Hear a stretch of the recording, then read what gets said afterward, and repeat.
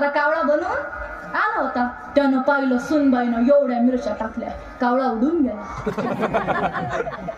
थांबला नाही, गेला उडून. तिच्या सासूबाईला म्हणते, आत्याबाई स्वयंपाकीच रेडी म्हणे. म्हातारी धावत धावत आली आणि तिनं भाजीचा रंग पाहिला. आता या म्हाताऱ्या या बाबतीतले चॅप्टर असतात.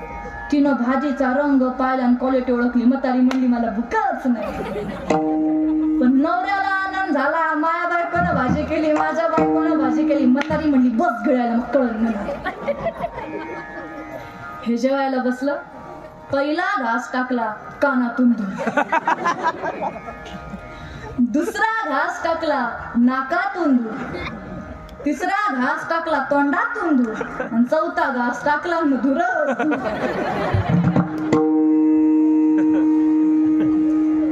तिच्या नवऱ्याला म्हणली, काय व कशी झाली भाजी? हा म्हणला,